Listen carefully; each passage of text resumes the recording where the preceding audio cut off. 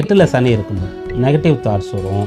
அது நெகட்டிவ் தாட்ஸ்ன்றது கூட பல வழியில் இருக்குது. துரோக சிந்தனம் கூட வரும். ஒருத்தரை ஏமாற்றி அதில் வரணும் அப்படின்ற மாதிரி இருக்கும். ஆனால் இயற்கையிலே இவங்க அப்படிப்பட்டவங்க கிடையாது. சிம்மராசியில் இருக்கக்கூடியவங்க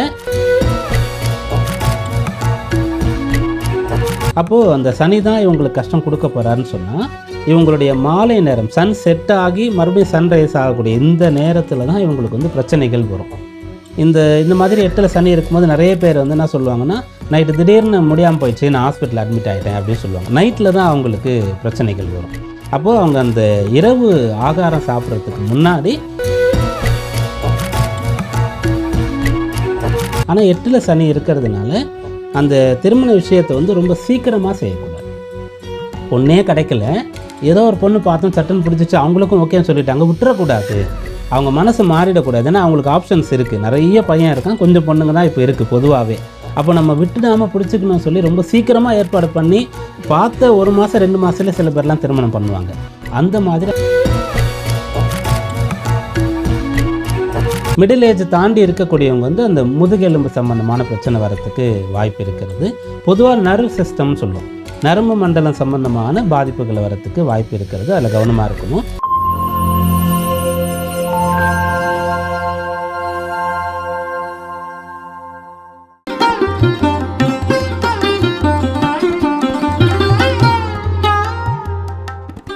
காஸ்மோ வியூ நேயர்கள் அனைவருக்கும் வணக்கம். இன்றைய நிகழ்ச்சியில 2026 சனிப்பெயர்ச்சி பலன்களை நமக்காக கணித்து சொல்வதற்காக உதாரண ஜோதிடர் பீமராஜா ஐயர் அவர்கள் நம்ம கூட இணைந்திருக்காரு. தொடர்ந்து நிறைய விஷயங்கள் பேசலாம். வணக்கம் சார்.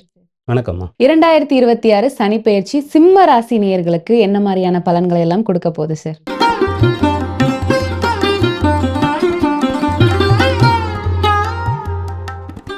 சிம்மராசி என்பவர்களுக்கு இந்த சனிப்பெயர்ச்சி நேரடியாக நல்ல பலன்கள் இருக்குன்னு சொல்ல முடியாது.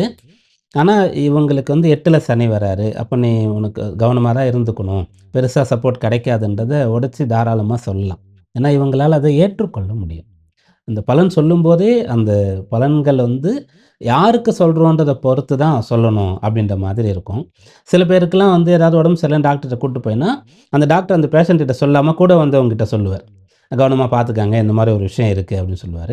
அந்த மாதிரி சிம்மராசிக்காரங்களை டீல் பண்ண வேண்டிய அவசியமே இல்லை. டைரெக்டாக அவங்கக்கிட்டே சொல்லிடலாம். அவங்களுக்கு அதை ஏற்றுக்கொள்ளக்கூடிய தைரியமானது இருக்கும். அப்படியே 8ல் சனி வராருன்னு சொன்னால் எல்லா விஷயத்துலையும் கவனமாக இருக்கணும் அப்படின்றது அர்த்தம். இதுதான் அப்படின்றது கிடையாது. அவங்க லைஃப் ஸ்டைலில் அவங்களுடைய வயதுக்கு ஏற்ற மாதிரி என்ன பண்ணுறாங்க, அவங்க வேலை அட்மாஸ்பியருக்கு ஏற்ற மாதிரி அவங்களுக்கு எந்த பிரச்சனை வேணாலும் வர்றதுக்கு வாய்ப்பு இருக்கிறது. அதனால் இந்த அஷ்டம சனி காலத்தில் சிம்மராசி அன்பர்கள் கவனமாகத்தான் இருந்தாங்க. ஓகே, ஒரே வார்த்தையில் நீங்கள் சொல்லி முடிச்சிட்டீங்க. ஒருவேளை இந்த சனியினுடைய தாக்கம் அவங்களுக்கு கொஞ்சமாவது குறையணும், கொஞ்சமாவது அவங்களுக்கு நிம்மதி இருக்கணும் அப்படின்னா இதுக்கு என்ன மாதிரியான பரிகாரங்கள் செய்யலாம் சார்? பரிகாரங்கள் 2 விதமாக நான் சொல்லுவேன். ஃபஸ்ட்டு என்னோட இது ப்ராக்டிக்கலாக சொல்கிறது தான். ஏன்னா நிறைய பேர் என்ன பண்ணுறாங்கன்னா, பரிகாரங்கள் இந்த கோயிலுக்கு போயிட்டா போகிறோம், இந்த சாமி தரிசனம் பண்ணிட்டா விரதம் இருந்துட்டா போகிறோம், என்னன்னாலும் பண்ணிக்கலாம் அப்படின்ற மாதிரி இருப்பாங்க. அதாவது தீய வழியில் சம்பாரிச்சிட்டு கூட திருப்பதி பெருமாளுக்கு போய் ஒன்றும் இல்லை, அவரே பார்ட்னராக வச்சுட்டு போட்டுட்டா எல்லாம் சரியாக போயிடும், அவர் பார்த்துப்பார் அப்படின்னு. அப்படிலாம் வரணும்னு அவருக்கு ஒன்றும் அவசியமே கிடையாது. இவங்களே அப்படி திருப்திப்படுத்திப்பாங்க. அதனால் இந்த பரிகாரங்களை கோவில் ஆன்மீகம் சார்ந்த பரிகாரங்களை நான் ஃபைனலாக தான் சொல்லுவேன். ஃபஸ்ட்டு ப்ராக்டிக்கலாக சொன்னேன். ப்ராக்டிக்கலான்னா இவங்க ஒரு நிமிடம் கூட நேரம் ஓய்வு உழைச்சல் இல்லாமல் உண்மையிலேயே மாடு மாதிரி உழைக்கணும். அப்படி உழைச்சிட்டாங்கன்னா இவங்களுக்கு என்ன ஆகும்னா, ஃபஸ்ட்டு ஹெல்த்து கெடாது, 2வது மனசு கெடாது. மனசு கெடாதுன்னா என்னென்னா, நிறைய தீய எண்ணங்கள் வரும். 8ல் சனி இருக்கும்போது நெகட்டிவ் தாட்ஸ் வரும். அது நெகட்டிவ் தாட்ஸ்ன்றது கூட பல வழியில் இருக்குது. துரோக சிந்தனம் கூட வரும். ஒருத்தரை ஏமாற்றி அதில் வரணும் அப்படின்ற மாதிரி இருக்கும். ஆனால் இயற்கையிலே இவங்க அப்படிப்பட்டவங்க கிடையாது. சிம்மராசியில் இருக்கக்கூடியவங்க, எனக்கு என்ன கிடைக்குதோ நான் அதுக்கு முயற்சி பண்ணுறேன், எனக்கு கிடைக்கும். எதுவுமே கிடைக்கலனா கூட யார் என்ன சொன்னாலும் எனக்கு கவலை இல்லை. அதுக்காகலாம் போய் நான் அதை பண்ண மாட்டேன். சும்மா கூட இருப்பேனே தவிர பிடிக்காத வேலைக்கு போக மாட்டேன். வாடகை வீட்டில் இருப்பேனே தவிர நான் கடன் வாங்கி வீடு கட்ட மாட்டேன். அப்படின்னா ஒரு பிரின்சிபலோடு இருப்பாங்க. ஆனால் இப்போது அவங்களுடைய குணாதிசயமே அவங்களுக்கு தெரியாமலே மாறும். ஒரு டிரான்ஸ்ஃபர்மேஷன் அவங்களுக்குள்ளே நடக்கும். அதனால் அவங்க இந்த காலகட்டத்தில் எந்த ஒரு விஷயமாக இருந்தாலும் நான் என் மூலமாக தான் அது வரணும், நான் ஹார்ட் ஒர்க் பண்ணுவேன், நான் உழைப்பேன், நேர்மையான வழியில் வந்தால் மட்டும் எனக்கு போகிறோம் அப்படின்றதுல ரொம்ப உறுதியாக இருக்கும். 2வது இவங்களுக்கு ஆன்மீக பரிகாரங்கள் அப்படின்னு சொன்னால், இப்போ சனியுடைய காலம் அப்படி சொல்கிறது இரவு காலம். சூரியனுடைய காலம் வந்து பகல் காலம் அப்படின்னு நாங்க சொல்லுவோம். அப்போ அந்த சனி தான் இவங்களுக்கு கஷ்டம் குடுக்க போறாருன்னு சொன்னா, இவங்களுடைய மாலை நேரம் சன் செட் ஆகி மறுபடியும் சன்ரைஸ் ஆகக்கூடிய இந்த நேரத்தில தான் இவங்களுக்கு வந்து பிரச்சனைகள் வரும். இந்த இந்த மாதிரி 8ல சனி இருக்கும்போது நெறைய பேர் வந்து என்ன சொல்லுவாங்கன்னா, நைட்டு திடீர்னு முடியாம போயிடுச்சு. நான் ஹாஸ்பிட்டல் அட்மிட் ஆயிட்டேன் அப்படின்னு சொல்லுவாங்க. நைட்ல தான் அவங்களுக்கு பிரச்சனைகள் வரும். அப்போ அவங்க அந்த இரவு ஆகாரம் சாப்பிடுறதுக்கு முன்னாடி, ஒண்ணு சாயந்தரம் கோயிலுக்கு போயிட்டு வந்துரணும். இல்லன்னா வீட்லயாச்சும் வந்து மாலை நேரத்தில எல்லார் வீட்லயும் விளக்கேத்துவாங்க. அப்போ கொஞ்ச நேரம் போய் சாமி கும்பிட்டுட்டு வந்து, ஏதோ ஒரு ஸ்லோகம் அவங்களுக்கு தெரிஞ்சத சொல்லிட்டு, அதுக்கப்புறம் இரவு ஆகாரம் எடுக்கலாம். இல்லன்னா நைட் படுக்கறதுக்கு முன்னாடி கொஞ்ச நேரம் ப்ரே பண்ணிட்டு தான் போய் படுக்கணும். அப்படின்ற ஒரு விஷயத்த வந்து இவங்க ஃபாலோ பண்ணலாம். ஏதோ ஒரு நாள் ஏதோ ஒரு கோயிலுக்கு போயிட்டு வந்துட்டா போறோம் அப்படின்றத தாண்டி, தினந்தோறும் கடைபிடிக்கணும். இரவு படுக்கறதுக்கு முன்னாடி அந்த படுக்கையிலேயே கூட தப்பு கிடையாது. நான் பெட்ல உட்காந்துட்டு எப்படி சாமி கும்பிடுறது? அப்படிலாம் கேட்க வேண்டிய அவசியமே கிடையாது. எங்க எந்த நிலையில எப்போதும் கூட ஒருவர் வந்து இறை வழிபாடு செய்யலாம் அப்படின்னு சொல்லியிருக்காங்க. இது எல்லாத்தையும் விட கடந்து ரொம்ப வெளிப்படையா உடைச்சு ஒரு சித்தர் கூட சொல்லியிருக்காரு. கணவன் மனைவி சேர்ந்து இருக்கும்போதும் கூட இறை மனசுல வந்து இறை வழிபாடு செய்யலாம் அப்படின்னு சொல்லியிருக்காரு. தவறே கிடையாது அப்படின்னு சொல்லியிருக்காரு. அதனால இவங்க இரவு படுக்க போகும்போது அந்த பெட்லயே கூட உட்காந்துட்டு கொஞ்ச நேரம் தியானம் மாதிரி அவங்களுக்கு தெரிஞ்ச ஸ்லோகமோ, இல்ல இஷ்ட தெய்வ வழிபாடோ, இல்லன்னா ஃபோன்ல எடுத்துட்டு அதுல சுவாமி சம்பந்தமான ஒரு பிக்சர் பார்க்குறதோ, ஷார்ட்ஸ், ரீல்ஸ் பார்க்குறதோ, யாராவது பண்ணிட்டு படுத்தாங்கன்னு சொன்னா ஒவ்வொரு நாளும் கடைபிடிச்சா நல்லாயிருக்கும். ஓகே. சிம்மராசியை பொறுத்த வரைக்கும் திருமணம் ஆகாம திருமணத்திற்காக காத்திருக்கிறவங்க இந்த காலகட்டத்துல திருமணம் சார்ந்த முடிவுகள் எடுக்கலாமா சார்? சிம்ம ராசியில இருக்கக்கூடியவங்க திருமணம் வந்து செய்யலாமான்னு கேட்டா 100% செய்து கொள்ளணும்.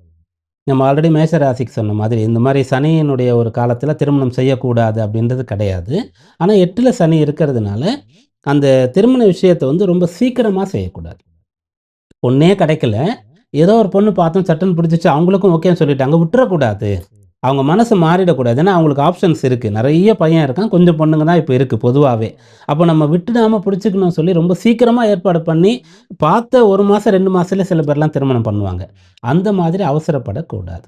நெறைய டைம் எடுத்துக்கணும். அதுக்கு தான் கல்யாணத்துக்கு என்ன சொல்லுவாங்கன்னா, முதல்ல பேசுறதுக்கே நல்ல டைம்ல பேசணும். அப்புறம் பொண்ணு பார்க்கறதுக்கு, அவங்க பையன் வீட்ட வந்து பார்க்கறதுக்கு, அப்புறம் நிச்சயத்துக்கு, நிச்சயம் முடிஞ்சு கல்யாணம் ஃபிக்ஸ் பண்றதுக்கு, அதுக்கு நடுவுல வந்து கல்யாணத்துக்கு ஒவ்வொரு விஷயமும் எப்ப பட்டு எடுக்கணும், எப்ப மாங்கல்யம் உருக்கக்கூடும் அப்படின்னு ஒண்ணொண்ணுத்துக்கு எதுக்கு வச்சிருக்காங்கன்னா, அப்போ அது அதுக்கு நாள் பார்க்க கொஞ்சம் டிலே பண்ணும். நல்ல டைம் எடுத்து செட்டில் ஆகி பண்ணுங்க. அதுக்கப்புறம் வந்து எதுவும் அதில கஷ்டம் வரக்கூடாது அப்படின்னு சொல்லி. அதனால திருமணம் தாராளமா பண்ணிக்கலாம். ஆனா அந்த ப்ராசஸ் வந்து எவ்வளோ முடியுமோ அவ்வளோ வந்து ஸ்லோவா பண்ணாங்கன்னா ரொம்ப நல்லது. ஓகே. மாணவர்கள பொறுத்த வரைக்கும் இந்த வருடம் என்ன மாதிரி இருக்கும் சார்? அவங்க என்ன மாரியான முடிவுகள் எடுக்கலாம்? என்ன மாரியான எண்ணங்கள் அவங்க மனசுல வரும்? மாணவர்களுக்கு ஸ்ட்ரைட்டாவே சொல்லணும்னு சொன்னா, எவ்வளோ முடியுமோ தனியா இருக்கிறது நல்லது. குரூப் ஸ்டடிய கூட முடிஞ்ச அளவிற்கு தவிர்க்கலாம். இல்லன்னா, நாங்க சின்ன வயசுலேருந்தே ஒரே ஸ்கூல்ல ஒண்ணா தான் படிக்கிறோம். இல்ல ஒரே ஏரியால பக்கத்துல நாங்க வசிக்கிறோம். அப்படின்னு சொல்லக்கூடியவர்கள் பரவால்ல. ஆனா, புதுசா இந்த வருஷம் தான் போய் ஒரு ஸ்கூல்ல சேர்ந்திருக்கோம். அப்போ அங்க இருக்கிற பசங்களோட சேர்ந்து நாங்க அவங்க வீட்ல படிக்க போறோம். இல்ல எங்க வீட்ல படிக்க போறோம். அத வந்து தவிர்க்கலாம். ஏன்னா 8ல சனி வரும்போது என்ன ஆகும்னா, அப்போ அவங்களுக்குள்ளேயே சண்டைகள் வரலாம். இல்லன்னா, எவ்வளோ நேரம் படிக்கிறது, கொஞ்சம் ரிலாக்ஸ் பண்ணலாம்னு சொல்லிட்டு அவங்க வந்து கிளம்பி ஒரு மூவிக்கு போலான்னு பிளான் பண்ணலாம். இல்ல வெளியில ஒரு அவுட்டிங் போலான்னு பிளான் பண்ணலாம். அது வந்து இப்போ மலை ஏறுறது, ட்ரெக்கிங் போறது, இல்லன்னா ஒரு பெரிய நீர்நிலை இருக்கக்கூடிய இடத்துக்கு போயிட்டு போறது, அப்படின்ற விஷயங்கள்லாம் இவங்க பிரச்சனை ஏற்படுறதுக்கு வாய்ப்பு இருக்கு. அதனால படிப்பு கூட தனியா படிக்கிறது நல்லது. இல்ல வீட்ல அம்மா, அப்பா படிச்சவங்க, அண்ணா, அக்கா படிச்சவங்க இருக்காங்கன்னா, அவங்க கிட்ட படிச்சுக்கலாம். ஒரு டியூஷன் சேர்ந்துக்கலாம். மத்தபடி வந்து இந்த நைட்ல போய் வெளியில பசங்களோட போய் நான் அவங்க வீட்ல படிக்கிறேன் அப்படின்னு சொல்ற விஷயங்கள கட்டாயம் தவிர்க்கணும். ஓகே. உடல்நலம் சார்ந்து என்ன மாரியான விஷயங்கள்ல அவங்க கவனமா இருக்கணும் சார்? சிம்மராசி பொறுத்தவரைக்கும் உடல் நலத்துல கவனமா இருக்க வேண்டியது வந்து 8ஆம் இடத்துல சனி வராரு. 8ஆம் இடம் சொன்னாலே மறைவு இடங்கள் அப்படின்னு சொல்றோம். நம்ம கண்ணுக்கு தெரியாம இருக்கக்கூடிய பிரச்சனைகள் அவங்களுக்கு வரும்னு சொல்லி, அப்போ அவங்க முதல்ல கவனமா இருக்க வேண்டியது அவங்க வயசுக்கு ஏத்தவாறு சொல்லலாம். சின்ன பசங்களா இருக்காங்க அப்படின்னு சொல்லும்போது, இவங்க புது உணவுகளுக்கு வந்து இவங்கள சாப்பிடுறதுக்கே என்கரேஜ் பண்ணக்கூடாது. இதுவரைக்கும் அது போல ஒரு உணவு சாப்பிட்டதே இல்ல. இப்போ அத வந்து அவங்க ஆர்டர் பண்ணி சாப்பிடுறாங்க. வெளி இடங்களுக்கு போறாங்கன்னு சொன்னா, அது வந்து ஒத்துக்காம போலாம். அலர்ஜின்னு சொல்லுவோம். அ அது வந்து இவங்க தவிர்க்கலாம். மிடில் ஏஜ் தாண்டி இருக்கக்கூடியவங்க வந்து அந்த முதுகெலும்பு சம்பந்தமான பிரச்சனை வரத்துக்கு வாய்ப்பு இருக்கிறது. பொதுவா நர்வ் சிஸ்டம்னு சொல்லுவோம். நரம்பு மண்டலம் சம்பந்தமான பாதிப்புகள் வரத்துக்கு வாய்ப்பு இருக்கிறது. அதில கவனமா இருக்கணும். இந்த எல்லாத்தையுமே சரி பண்ணணும்னு சொன்னா, உடற்பயிற்சி சிறந்த மருந்தாக இருக்கும். உடற்பயிற்சினா, அதுவும் அவங்கவங்களோட வயசுக்கு, உடல்நிலைக்கு ஏற்றவாறு என்ன செய்யணுமோ, அத அவங்க செஞ்சாங்கன்னு சொன்னா ரொம்ப நல்லது. ஓகே. சிம்மராசி பெண்களுக்கு இந்த வருடம் எப்படி இருக்கும் சார்? பெண்கள பொறுத்தவரைக்கும் சிம்ம ராசியில ஒருத்தர டிபெண்ட் பண்ணி இருக்கக்கூடாது. சுயமா இருக்கணும் அப்படின்னு சொல்லி தான் பெண்கள் இப்போ வெளியில வந்துட்டுருக்காங்க. எல்லாமே அவங்க பண்றாங்க. வெளிநாடுகளுக்கு கூட போய் தனியா படிக்கிறாங்க, வேலை பார்க்குறாங்க. தைரியமா இருக்கிறாங்க. ஆனா, அதுல இன்னும் நெறைய பேர் வரல. அப்போ ஒருத்தர டிபெண்ட் பண்ணியே இருக்கணும் அப்படின்னு சொல்லக்கூடிய விஷயங்கள கட்டாயம் தவிர்க்கிறது நல்லது. ஏன்னா, ஒருத்தர இவங்க சொன்னா தான் இவங்களோட சேர்ந்து இருக்கிறோம். இவங்க ஓகே சொன்னா தான் நான் பண்ணுவேன் அப்படின்னு சொன்னா, உங்களுடைய முன்னேற்றம் தடைப்படலாம். இல்ல அவங்க வந்து உங்கள மிஸ்கைட் பண்ணலாம். அதனால பெண்கள் வந்து இந்த அஷ்டமத்தில சனி இருக்கக்கூடிய காலம் வரைக்கும் ரொம்ப கரெக்ட்டா சொல்லணும்னா யாரையும் நம்ப வேண்டாம். எனக்கு இது சரின்னு பட்டா நான் செய்வேன். இவங்க சொன்னாங்களே, இல்ல இவங்க கூட இருக்காங்களே அப்படின்றதுக்காக நான் ஒண்ணு செய்ய மாட்டேன்றதுல உறுதியா இருக்கலாம். அந்த 8ஆம் இடம்ன்றது வந்து 7ஆம் இடத்திற்கு 2ஆம் இடமாக வரும். அப்போ இவங்க சந்திக்கக்கூடிய, பழகக்கூடிய நபர்கள் இவங்கள மிஸ்கைட் பண்ணலாம், யூஸ் பண்ணிக்கலாம். அவங்களால இவங்களுக்கு பிரச்சனைகள் வரலாம். அதனால முடிந்த அளவிற்கு அவங்க தன்னுடைய விஷயங்கள் அனைத்தும் சுயமா முடிவு பண்றது நல்லது.